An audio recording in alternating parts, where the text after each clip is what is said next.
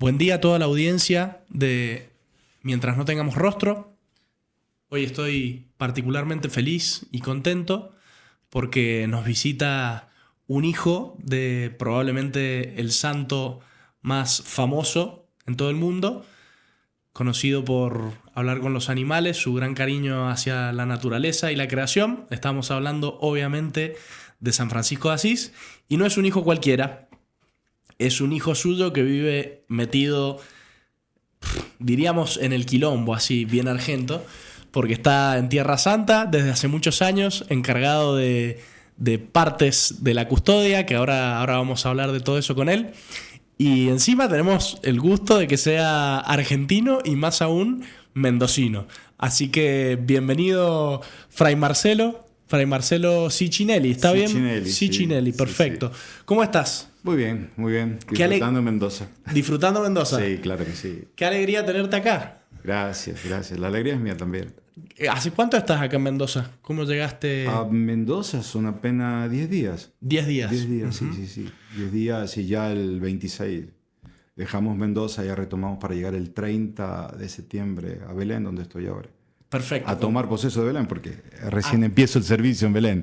Bien, ahora nos vas a contar de todo eso, porque la verdad que les cuento que este invitado también está muy difícil de poder encasillar o encuadrar de forma de poder seguir un esquema, porque da para todo y vamos a hablar de todo. Así que eso, quédate tranquilo, va a haber espacio para que nos cuentes y podamos charlar de temas que nos fascinan a los dos, por lo que ya estuvimos hablando en off. Así que contanos un poco cómo llegás a la vocación franciscana, antes que nada, de tus inicios, de tus orígenes acá en Mendoza, en el barrio San Martín. Sí. Contanos un poco esos inicios, si es que te acordás. Sí, algunas cosas, y a veces se hace muy largo tratar un camino vocacional porque no nos manda email el Señor cuando nos llama. No nos manda un WhatsApp, no lo vemos por Twitter, es difícil, pero sí los medios de comunicaciones influenciaron un poco en mi camino vocacional. Un camino vocacional va junto de un montón de cosas. Y una de ellas, Padre Llorens, un evangelio que Padre Llorens predica en la escuela de Recabarren, en el barrio San Martín, en el 5º grado, me acuerdo. Un párroco cura diocesano. No, Padre José María Llorens, famosísimo, el padre del barrio San Martín prácticamente. Ajá. Ahora está abierto su proceso de beatificación. Mira. Jesuita, yo vengo de una parroquia jesuita, pero me hice fraile franciscano. Y creo que su ejemplo enseñó mucho, porque uno va mamando los ejemplos, ¿no? Y Padre Llorens, con ese evangelio que predicó una vuelta de los talentos, hizo una prédica sobre los talentos que me ha quedado acá, que no podíamos esconder los talentos y todo eso. Y bueno, eso va abajo germinando. Voy a hacer el secundario, voy a estudiar maestro mayor de obra en lo que era el gallinero, en Álvarez Condarco. Y después empecé ingeniería, pero ahí va a haber un chic-chac importante. ¿Por qué? Porque haciendo ingeniería en la tecnológica tenía que hacer el curso para habilitarme para ser maestro mayor de obra. Claro. Y entonces, haciendo el curso, iba al San Luis Gonzaga, que daba en el posgrado, y yo me iba a misa a la iglesia del Sagrado Corazón, que gracias a el templo jesuita. Claro, la iglesia de los jesuitas. Exactamente, gracias a un amigo entré allí por primera vez, porque no era muy practicante yo, era más para los números y otras cosas, y me gustó. Ese lugar entré y me gustó y volví solo. Ahí empieza un camino que ya va a ser a tener una dirección espiritual, la primera confesión, un Viernes Santo, y después a escuchar las homilías de los jesuitas allí, que eran buenísimas. Y bueno, a empezar a hacer un camino hasta que en el 1996 yo trabajaba empiezo a leerme la Biblia todo otra vez. Yo me leía la Biblia todas las noches en un capítulo. Un capítulo por día. Sí, un capítulo por día, eso era. Y seguía normal, no me quedaba más nada. Y como te decía, en el 1996, en un periodo que estaba allí, Corpus Christi, si no me equivoco, yo seguía la EWTN de Madre Angélica, franciscana, y ya empieza un camino vocacional, empieza a tener director espiritual, empiezan esas cosas que uno no sabe dónde quiere ir y qué quiere, empiezan las crisis vocacionales que no sabes qué va a pasar. Y nada, encuentro un franciscano en una procesión de Corpus Christi en la catedral, en la plaza, y me gustó ese hombre. Me llamó la atención. ¿Quiénes son? Dije, ¿quiénes son? En la Plaza San Martín, ahí enfrente de la Basílica. No, enfrente de la catedral de Loreto, en la Plaza Sarmiento. Bien. Ahí hacen la procesión de Corpus Domini, ¿no? De Corpus Christi, veo que va caminando un frailecito, digo, ¿y este quién es?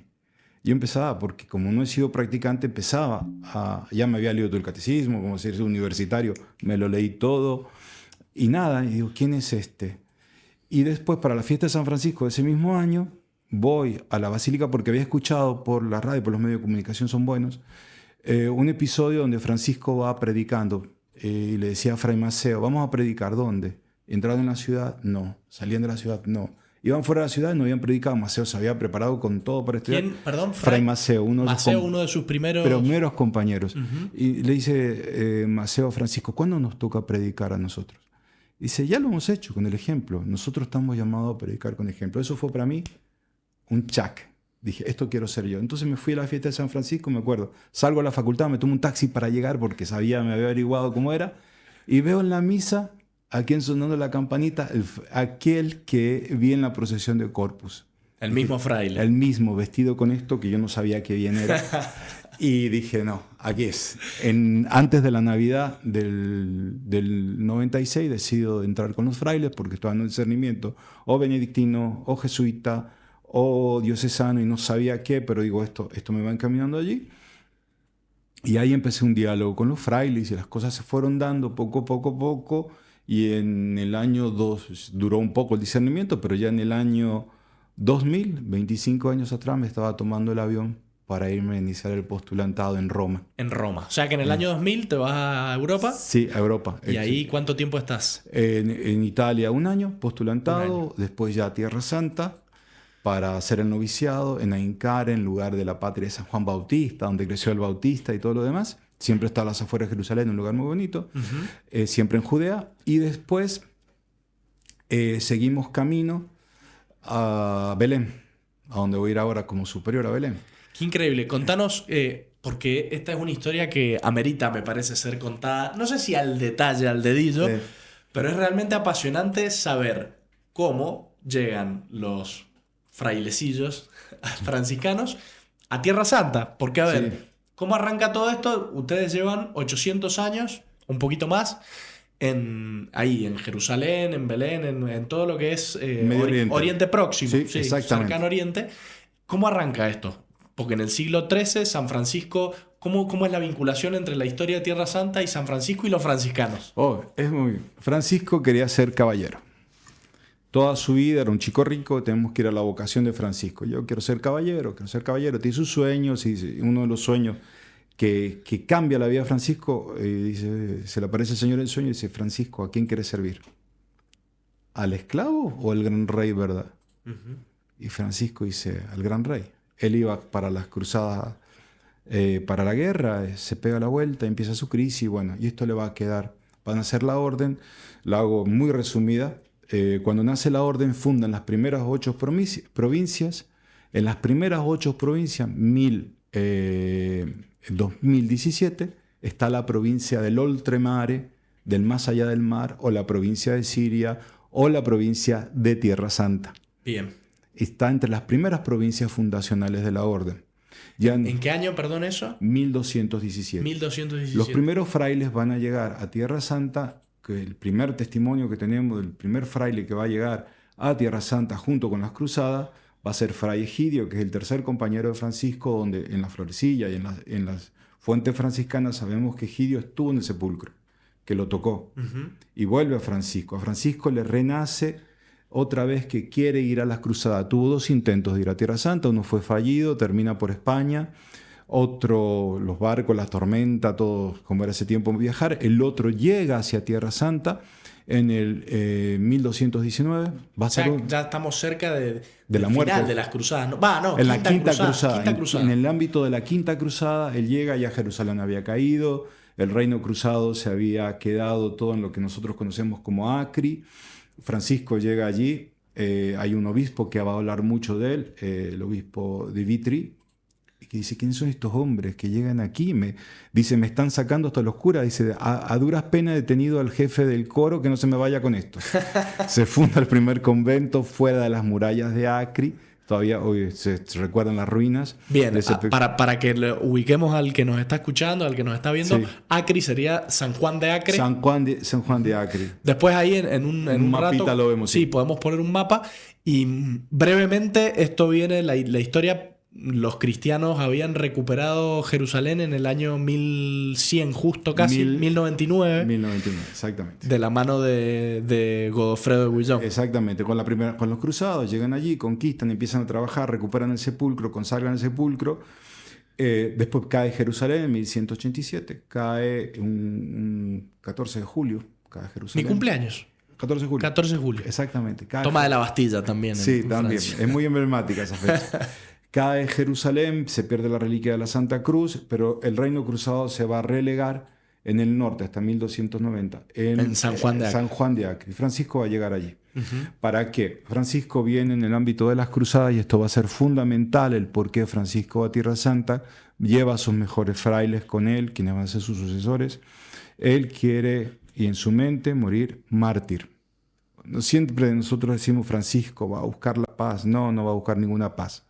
Francisco va a dar testimonio de Cristo, su sueño siempre es ser caballero del gran rey de Cristo, y la máxima expresión de Francisco, de la configuración con Cristo, es morir por Cristo y versar sangre por Cristo. No sabía lo que le esperaba y lo que el Señor quería para él. Esa es la dialéctica con cada uno de nosotros. Queremos una cosa y la providencia te hace hacer otra, hay que estar atento, porque Dios interviene en el tiempo y te hace hacer lo que Él quiere para tu bien, obviamente, y para el bien de todos, no solamente un bien reducido. Y Francisco va a llegar más o menos en septiembre, entre agosto y septiembre del 1219 a Egipto, a Damieta, donde se estaba llevando una batalla grandísima del ejército cruzado contra las fuerzas de los sultanes que estaban en ese momento en Egipto, que era el nieto de Saladino, que el conquistador de Jerusalén y de Medio Oriente prácticamente. Claro, había recuperado todo Oriente Próximo para los moros. Exactamente, para todo lo que el Islam. Su nieto va a ser sultán y va a residir en Egipto. ¿Cómo se llamaba el nieto? Melek al-Kamel. Eso lo dijiste en árabe casi. Sí, Melek al-Kamel, el vencedor. Malik al-Kamil para los que no entendemos. Sí, Melek al-Kamel es el victorioso, el vencedor. Bien. Y se van a encontrar, Francisco se va a llevar a otro hermano y va a decidir de ir a predicar. De hecho, llegan en las cruzadas y habla a los cruzados que termine la guerra. Que no puede seguir este derramamiento de sangre. Los frailes le dicen a los cruzados eso. Francisco mismo habla con el delegado papal, que era el cardenal da Silva, si no me equivoco en el nombre, que estaba allí, que era el nombre del Santo Padre, los distintos reyes, porque era una confederación, era la Unión Europea del momento, ¿no? Para luchar contra las fuerzas musulmanas, para recuperar los lugares santos que ya habían perdido y no van a recuperar más. Francisco va, atraviesa las huestes de los musulmanes. ¿Y por qué Francisco atraviesa siendo cristiano que lo podían matar? Porque para la tradición musulmana de aquella época y hasta el día de hoy, la gente que vestía como Francisco, el sayal, la cuerda, eran locos, y los locos son hombres de Dios. Vestido como vos ahora. Sí, un poquito más rudimentario Francisco, pero es lo mismo. Lo mismo. Él y su compañero van allá, que él y su compañero lo hacía de traductor. Siempre la orden tiene personas también muy preparadas, ¿no? Llega, atraviesan, es recibido en la corte. Lo hago resumido, ha estado bastante tiempo en la corte, Francisco. No estuvo con Melek al-Kamel un poco tiempo. Del otro lado, ¿qué nos encontramos? De este lado está Francisco, un hombre... ¿Bastante tiempo? ¿Cuánto sería? ¿Por meses? Sí, los cronistas hablan más de un mes, mínimo más de un mes. Un montón. Sí. En el 2019 se hicieron muchos simposios en Tierra Santa, se estudió mucho a nivel orden sobre este tema y bueno, los estudiosos han tirado muchas luces. ¿Por qué? Porque los cronistas hablan de distintos elementos como son el pasar por el fuego, la prueba del fuego que nos relata San Buenaventura y otros hechos, ¿no? Pero los hechos... le resumo porque vos por ahí me encanta que vayas así tirando datos, pero para ubicarnos, esto es, San Francisco quiere convertir al cristianismo al sultán. Exactamente. Entonces les propone retos a los imanes. Exactamente, a sus clérigos. Claro. Cómo nos relatan una de las pruebas del fuego, que era uno de los elementos del medioevo que se hacía para probar la verdadera fe. Pero esto va a llegar después de un diálogo importante con el sultán. ¿Quién es el sultán Melek al-Kamel? Nosotros tenemos la idea a veces que del mundo de Medio Oriente, del mundo musulmán, son personas que... a la guerra. Bárbaras, por así decirlo. Sí. eran los grandes científicos de Claro. la época. El mundo desarrollado estaba del otro lado y nos olvidamos de eso. ¿Estaba cerca del siglo de oro islámico? Sí, ¿Cuál sí, siglo es? el medioevo. Estamos Es por en ahí. sí, Apogeo de la cultura árabe. exactamente. Y Melek el Kamel era una persona, según lo que sabemos, una persona de estudio, una persona preparada, una persona de gran cultura. Entonces recibe a Francisco como un personaje de conocer, no de defenderse, de conocer. Claro. Y esto hay que entenderlo en el diálogo interreligioso. Y esto va a ser el modelo de este encuentro entre ellos dos, que después va a ser signado por la iglesia, va a ser llevado para todos, ¿no? Bueno, estos dos hablan. Bien. Se dan tiempo para hablar, se dan tiempo para conocerse. ¿Qué se dijeron bien? No sabemos. Los cronistas no lo van a decir de un lado y del otro. Sabemos que Francisco va a obtener un cuerno, que dice la tradición, que está en la Basílica de San Francisco, sí. que le regaló el sultán, que va a obtener también una cosa muy importante, que todos los Rajeb el-Jabel, los hermanos de la cuerda, ¿correcto?, pueden transitar libremente en los territorios del sultán. Y esto es fundamental. ¿Por qué? Francisco se vuelve triste. Para él esto ha sido un fracaso porque ¿qué quería obtener? En una de las preguntas que le hace el sultán, dice, ¿sabes lo que a mí me ha conmovido de ti? Que has arriesgado tu vida para salvar la mía. Porque Francisco, el sultán le pregunta, ¿qué querés de mí? Yo estoy preocupado por la salvación de tu alma. Y este le dice, ¿cómo? Si yo tengo mi fe, ¿cómo voy a perder el alma? Claro. Y el sultán le dice, ¿estás arriesgando la vida? ¿Sabes que te pueden matar? Sí, lo sé muy bien. De hecho, Francisco iba justamente A que lo maten. a que lo maten por el nombre de Cristo y ser mártir. El sultán no lo va a matar. Dios no lo va a permitir. ¿Por qué? Porque había otro designio. Es en ese permiso que las fuentes, que la tradición franciscana dice que es una carta, nunca la vimos, pero se ha mantenido como ya una leyenda. Los frailes vuelven con la posibilidad de transitar libremente por los territorios. En ese permiso viene una semilla, que es la semilla de la custodia de Tierra Santa. Porque desde ese encuentro que Francisco se vuelve a repetir, pero triste, no ha obtenido nada, se va a quedar en Acri hasta que hay posibilidad de retomar los viajes. Un año va a estar en Tierra Santa, de Tierra Santa se va a llevar la ceguera, la enfermedad a los ojos. ¿Pudo visitar él Jerusalén? Ese es un grande debate entre los cronistas. Había la pena de excomunión para todo cristiano que fuese a Jerusalén. De parte del papado, porque estaba en manos de los moros. Entonces, porque había que pagar.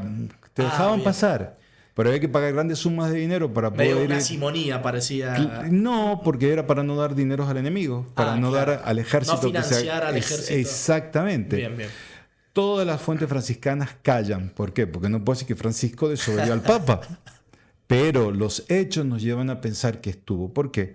Porque inmediatamente después, en 1223, ¿qué es lo que va a hacer Francisco? 1220 se regresa a Roma, 3 años después, quiere recrear el pesebre. El pesebre que nosotros tenemos es de la espiritualidad franciscana, porque Francisco de Asís tuvo esa gran intuición de la noche de Grecho, pensando que a ella se le van acabando los años.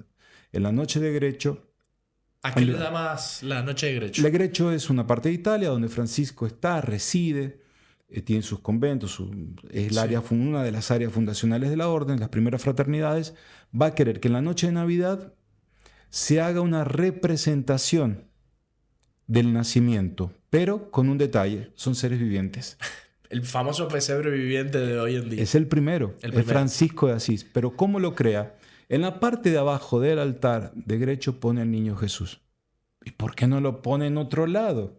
Porque así está el lugar del nacimiento de Jesús en Belén. Si no hubiese visto Belén, ¿cómo le viene en mente de hacer lo mismo que uno va cuando va a la gruta de la Natividad?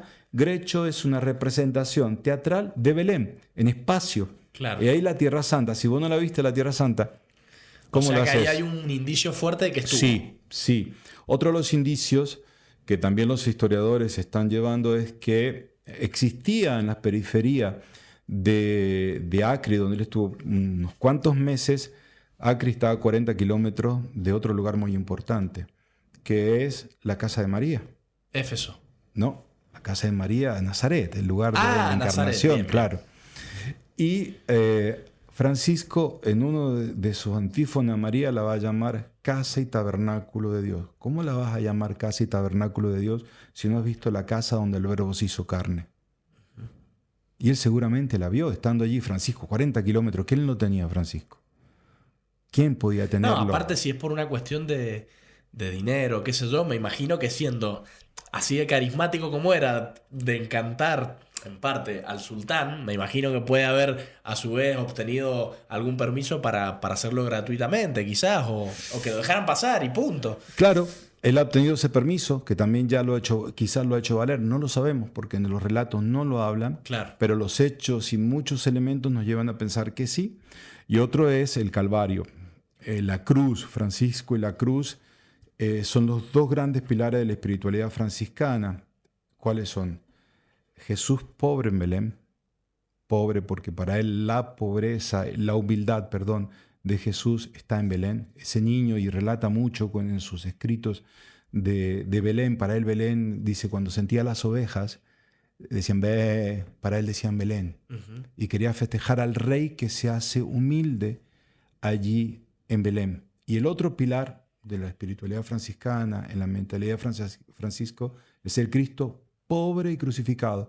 La espiritualidad se hace pobre porque en la cruz no tiene nada, ha dejado todo en la pobreza absoluta de mente, la absoluta de Dios, y para Francisco van a ser los dos elementos, ¿no? Nosotros pensamos siempre a Francisco con el crucifijo de San Damián que le va a hablar, que va a ser fundante en él, pero el crucificado en él va a ser la máxima expresión cuando él mismo va a recibir los estigmas. Ah, eso te iba a preguntar. Exactamente, lo estuvimos festejando. ¿En qué momento, a la vuelta de su viaje de todo Tierra Santa? Después de Tierra Santa, no antes, y esto es un hecho.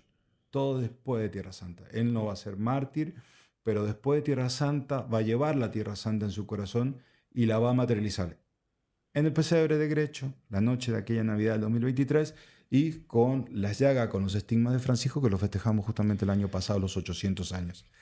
¿Qué hace cuando él regresa? Deja a sus principales frailes en Tierra Santa. Y allí quedan. En Acre. Quedan en Acre, sabiendo que la provincia era mucho más extensa. En ese momento abarcaba todo lo que era Siria, parte de Turquía, claro, Grecia, pero hay un pequeño número va a quedar. Esos frailes que están allí son inquietos. Los frailes tienen cosas, no están quietos. Empiezan a moverse desde Acre hacia los lugares santos. Y ahí viene el uso de este permiso. Claro, transitaban tranquilos, no les podían hacer nada. Y sí, no, pero al inicio la leyenda dice que se mueven con este permiso, claro, que van a empezar a llegar a los lugares santos.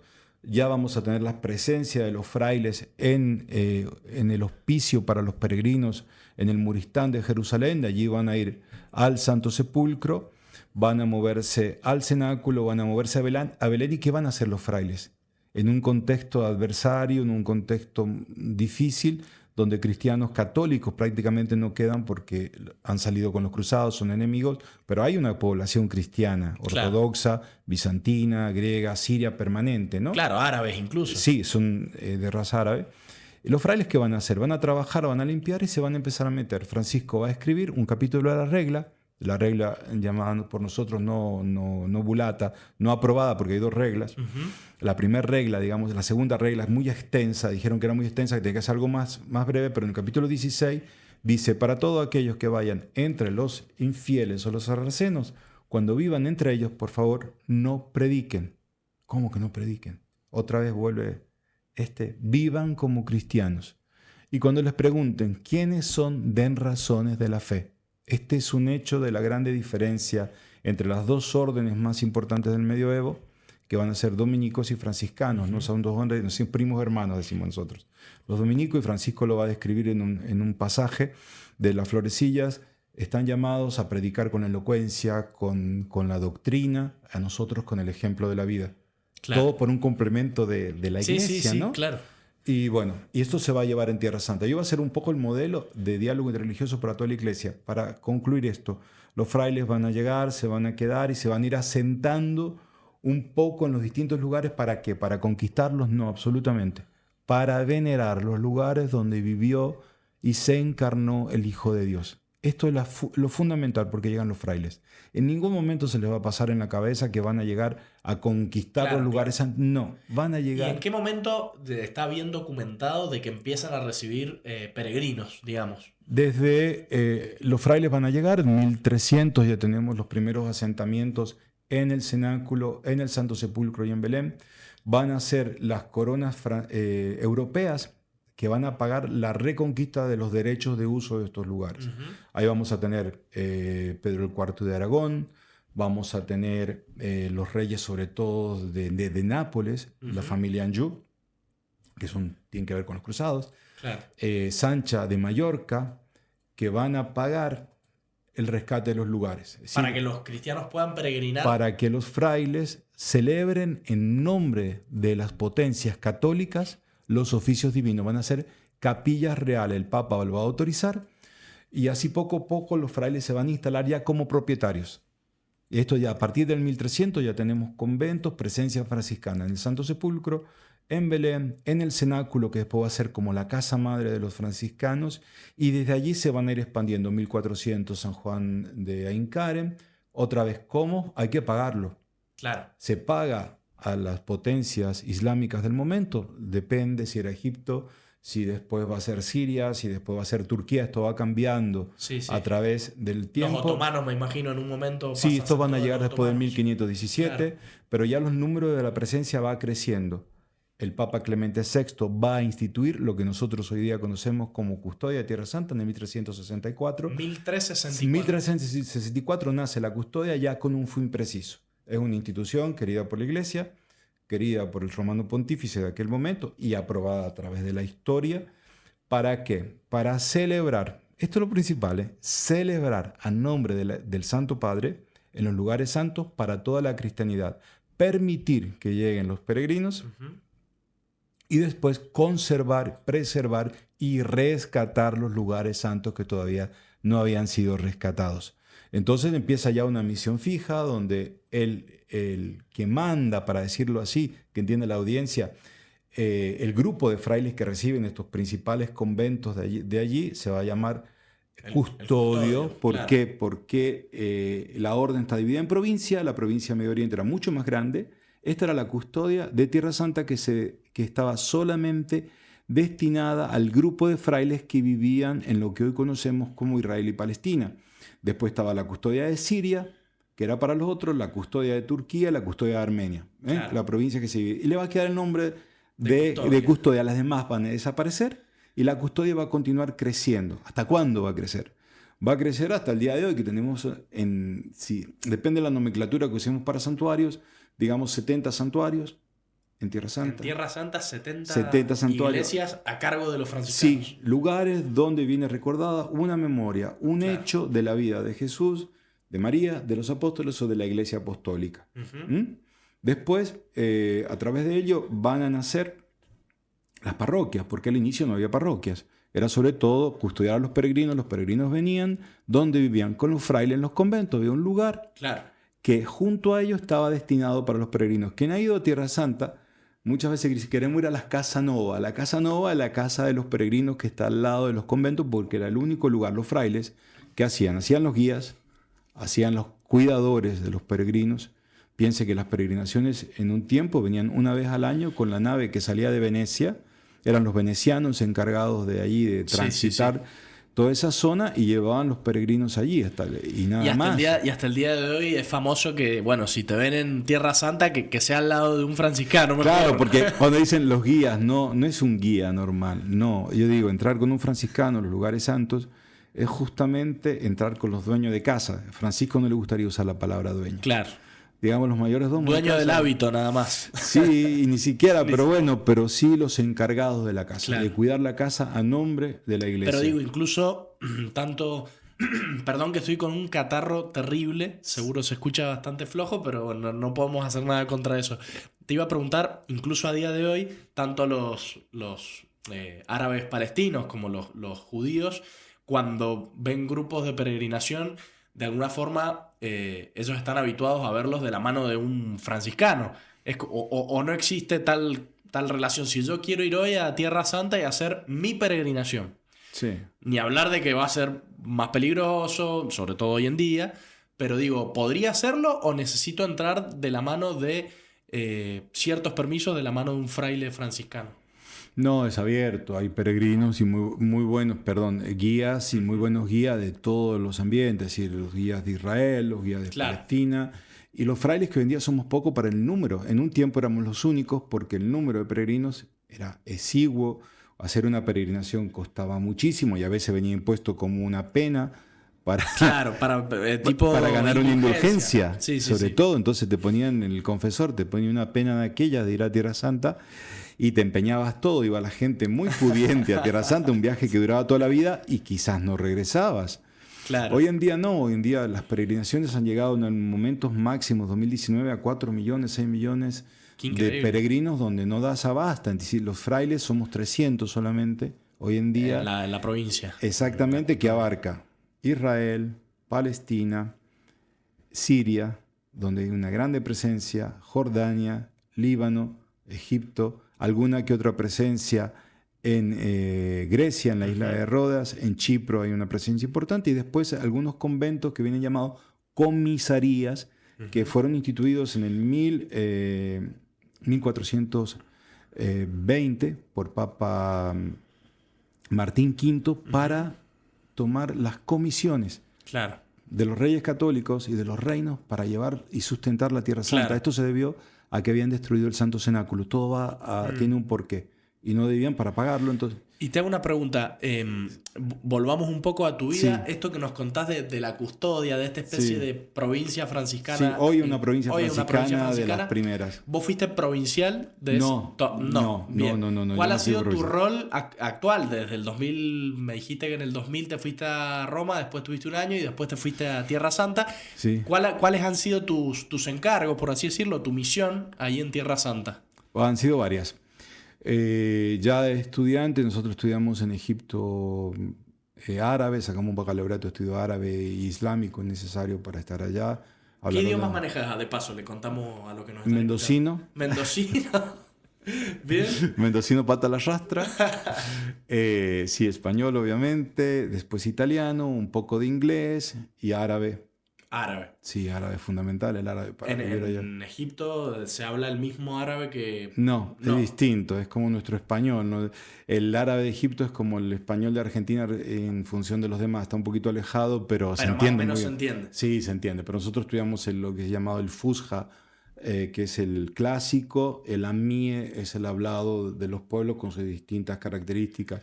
Después uno se va adecuando según donde vive, no hay problema. Bien, ¿estudiaste ahí en Egipto? Sí, después terminé la filosofía en Belén, 2 años, Egipto, después Egipto 4 años en Jerusalén, en el convento de la Casa Madre, que es el convento de San Salvador, donde hay 80 frailes hasta el día de hoy, más o menos unos 40 frailes que estudian teología.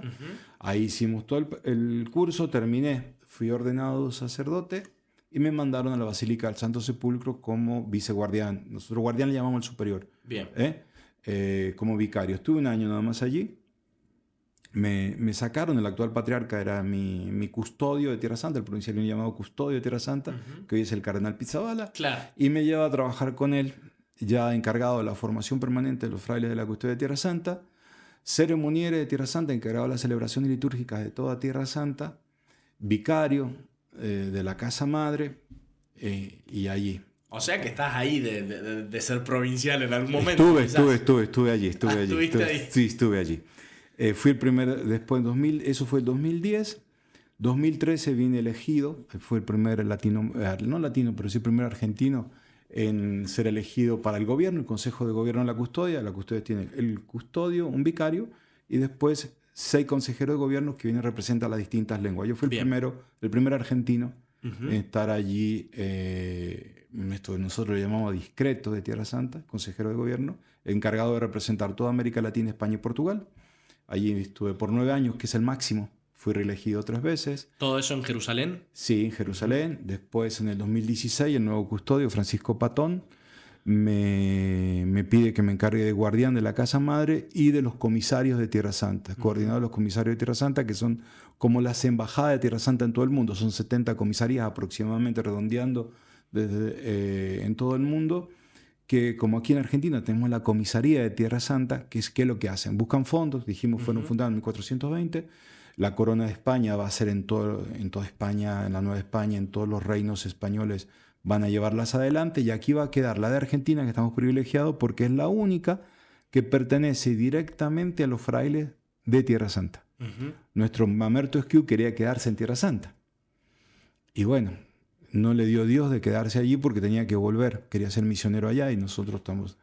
Y terminó siendo arzobispo de Córdoba. De hecho, en la capilla argentina que vamos a hacer, una de las figuras que vamos a poner es a él, claro. Porque a través los frailes que estamos en Tierra Santa es debido a la comisaría de Tierra Santa. Entonces, un poco así. Y el comisario en este caso trabaja principalmente, por supuesto, para la orden, sí. Pero también es de alguna manera una especie de empleado del Vaticano.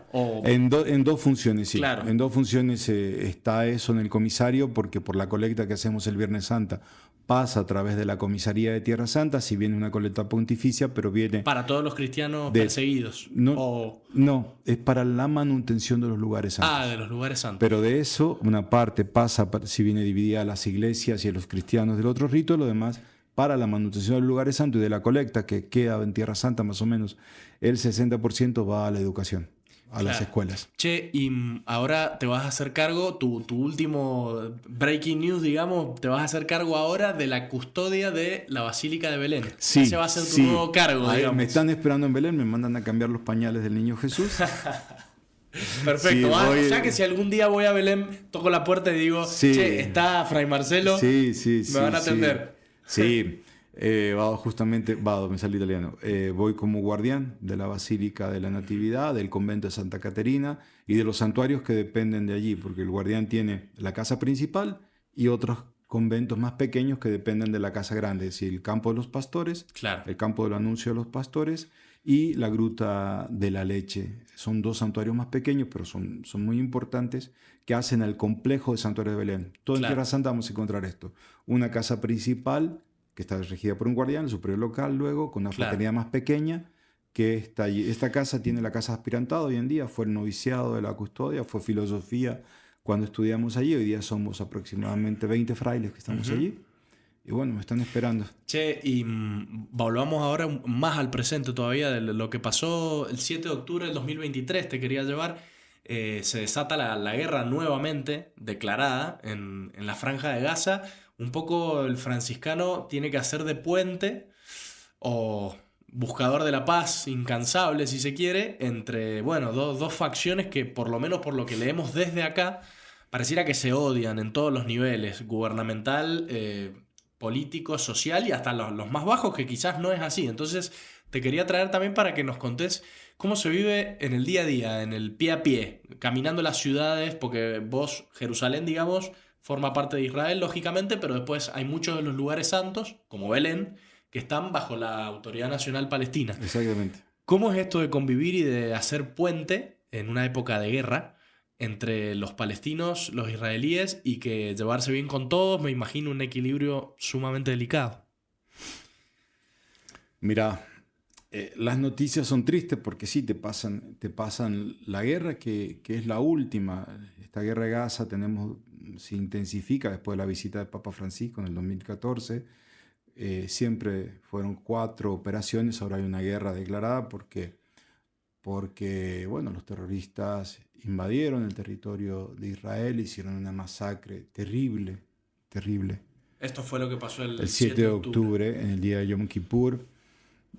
Y fue muy triste, sí, por la cantidad de muertos, obviamente, por las barbaries que la televisión no ha pasado. Había muchos argentinos allí que conocíamos, que eran argentinos israelíes, que escaparon de acá en un tiempo, muchos de ellos, y fueron a vivir allá. Tengo el testimonio de una persona. Nosotros terminábamos de estudiar Egipto, pasamos por la frontera de Rafah para entrar a Israel y me encuentro con 2 argentinos de Salta, que después nunca más los vi. Y los veo allí, digo, era 2005, cuando nosotros regresamos de Egipto, y nos dicen, ¿y qué hacen ustedes? Y nosotros terminamos de estudiar y pasamos camino tierra hacia Israel. Dicen, nosotros estamos acá, extrañamos Argentina, pero la situación no nos hace volver allá. Que hay un contacto aquí de vida con un israelí y un franciscano. Y estos contactos de vida son muy frecuentes. En la zona de los kibbutz, la relación de los judíos que vivían allí con los muchos árabes que trabajaban en las factorías, en las empresas, era muy buena. ¿Qué es un kibbutz? Para el que no sabe. El kibbutz hoy en día es como son distintas conglomerados de trabajadores para producir algo, como cooperativas nuestras, algo así. Bien, bien. Para producir algo, para ayudar, se crearon muchísimo en el nacimiento del Estado de Israel, y después quedaron como con los nombres, dieron nombre a lugares, Bien. a conglomerados de personas, por lo general en la agricultura, ¿no? Bien. Y entonces había relaciones muy buenas, y las hay, entre palestinos e israelíes. Estábamos en un momento muy bonito. Para quien lo veía, que no es israelí, pero que ha vivido allí, su corazón está allí, fue un momento de un grande dolor porque vio a la gente de Israel con grande temor. Temor, desconfianza. Y del otro lado, también. La guerra siempre, mi primer guerra me tocó justamente cuando era novicio, en Belén, que nos hacen llevar a los novicios las cajas de víveres para la basílica estaba asediada, había 30... Estaba asediada la Claro, basílica. el grande asedio que estaba Fray Carlos, que era mendocino también allá adentro, estudiante. Y nos llevan a nosotros los novicios, porque no teníamos pasaporte extranjero, podíamos entrar, a llevar víveres a la gente y la población de Belén. La condición era que los frailes fuesen quienes entregasen. Italia ponía los camiones. ¿Quién puso esa condición? Era un momento político, la gente pedían y como elemento neutral ponían que los frailes... Tanto Israel como Palestina. Estaba acordado, Estaba yo era novicio en ese momento, Claro. ¿sabes qué? Dijeron, vamos, dijeron, sí, vamos Sí, allá, sí. ahí, inmediatamente, fue mi primera guerra. Y me acuerdo de esto, y lo digo siempre a todos, la guerra es miedo. Distinto a lo que hizo Francisco con Melech el Camel, se dieron oportunidad de dialogar, de escucharse. La guerra es todo lo contrario. No se escucha. ¿Por qué? Porque de un lado veíamos el tanque de guerra que te apuntaba acá, mientras ibas con la cajita de comida para la gente. La gente que abría la cortinita porque no tenía de dónde comer, hacían 40 días que estaban asediados. Del otro lado, los francotiradores que te apuntaban y vos le ibas a sacar a esos muchachos con miedo a vos. Entonces, mi experiencia personal, muy personal, de qué cosa es la guerra es miedo al otro, al distinto. Falta de diálogo, falta de comunicación, porque te juro que esas personas las pones a hablar, se irán a discutir, pero no vamos a pasar a la guerra, viéndolo. Del otro lado está la vida cotidiana, lo que me preguntabas vos a mí. En nuestro convento trabajan muchísimos musulmanes, tenemos relaciones bellísimas con musulmanes, con palestinos, y hay lugares de trabajo, de encuentro entre musulmanes, palestinos y judíos que son de la vida cotidiana. ¿Y eso se mantiene hasta hoy? Hoy día está un poquito complicado. Claro. Porque se tienen que cerrar las fronteras, porque estamos en una situación de guerra donde hay todavía un panorama de miedo. No nos olvidemos que están los rehenes todavía allá abajo y no los sueltan. En Gaza. ¿Y sí? Que son estos casos que se comenta que los esconden en las escuelas, después en los hospitales. Esta es la situación. Entrando todo lo que es ya el detalle de lo que es la guerra. Claro. Pero hay personas que están raptadas y no han sido liberadas. Claro. Hay la preocupación de una nación que quiere liberar a su gente. Hay movimientos que son y manipulan también a los pobres habitantes de Gaza, donde hay también una masacre. Y te hago una pregunta, porque eso es Gaza que... No sé, Fran, si te podés buscar un mapa de Medio Oriente, pero no el bíblico, que lo vamos a ver en un ratito, sino uno más actual para poder también mostrarle a los que nos ven cómo está constituido brevemente Palestina hoy, que tenés la franja de Gaza bien al sur. Sí, y es que a veces no es todo Palestina. Nosotros pensamos que siempre es todo Palestina, Gaza, y no lo es, porque en la Cisjordania se vio otra situación totalmente distinta. Claro. Donde las peregrinaciones son fundamentales porque al cristiano de Gaza que tenemos, solamente tenemos la parroquia, la Sagrada Familia, que está a cargo del Padre Gabriel, argentino. Exactamente, del Verbo encarnado. Y unas comunidades religiosas que tenían la escuela y nada más, la mayoría es musulmana. En Cisjordania, en lugares importantes como Belén, sí. Ramala, Taibe y otras poblaciones, la población cristiana es muy grande. ¿Y de qué viven? Mayormente viven del turismo. Hoy en día, hace 2 años, del 7 de octubre, que no hay turismo. Claro.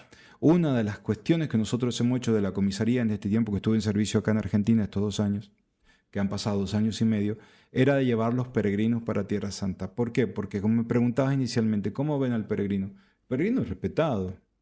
El peregrino trae, sin darse cuenta, un respiro distinto. Es parte de Tierra Santa el peregrino. Es parte del ADN, porque no es solamente el peregrino cristiano, es el peregrino judío, es el peregrino musulmán, dado que Jerusalén es la 3 veces santa, Al-Quds, como la llamamos allá, la santa, es santa para el mundo judío esencialmente desde la época del Antiguo Testamento, templo, claro. Es santa para el mundo cristiano, obviamente por la muerte y resurrección de Jesús, y es santa para el Islam por el viaje que hizo Mahoma. Daría para hablar solo de Jerusalén, cómo está constituida, claro. El barrio cristiano, el barrio judío, pero está por ahí el Muro de los Lamentos, por ejemplo. Una parte, está dividida. Claro, ¿a cuánto queda el Muro de los Lamentos de esta mezquita con la cúpula tan grande? Nada, la mezquita está arriba y el muro está abajo. Y uno es un lugar sagrado para los musulmanes. Sí, son lugares sagrados, allí con todo un régimen llamado status quo, de reglamentos de cómo transitar. Son lugares de mucha atención, pero son lugares de encuentro, que cuando hay paz, la gente va. Y el peregrino cristiano, ¿qué mete? Mete justamente ese ser puente de humanidad. Uh-huh. ¿Qué hace el franciscano allá en medio de todo esto? Ser puente. Uh-huh. Con la presencia simple de vivir, de demostrar que es posible, porque aparte no somos que hemos llegado, somos 800 años de historia. Uh-huh. Ahí está, mira, ahora nos lo van a poner un ratito, sí. Quizás, pero y en estas fronteras militarizadas que ahora están, que están tanto cerca de Belén, me imagino, en todo esto que se da, bueno, la situación es que tenés que pasar permanentemente controles fronterizos, digamos, sí. si vos tenés que hacer aduana, por llamarlo de alguna manera. Y vos como franciscano no te salvás porque... No, pero como ya vivís allí, tenés tu visa, tenés tu pasaporte, pasás sin problema. Igual que los peregrinos, se pasa sin problema. Quieren 2 estados, pues hay controles de frontera. Claro, pero incluso hoy, digamos, hoy está en el medio de la guerra, vos... Es que la guerra en la guerra tenemos que las fases de lo que nosotros llamamos guerra. Las guerras allá son sectorizadas. Claro. En una parte es localizada y cerrada allí.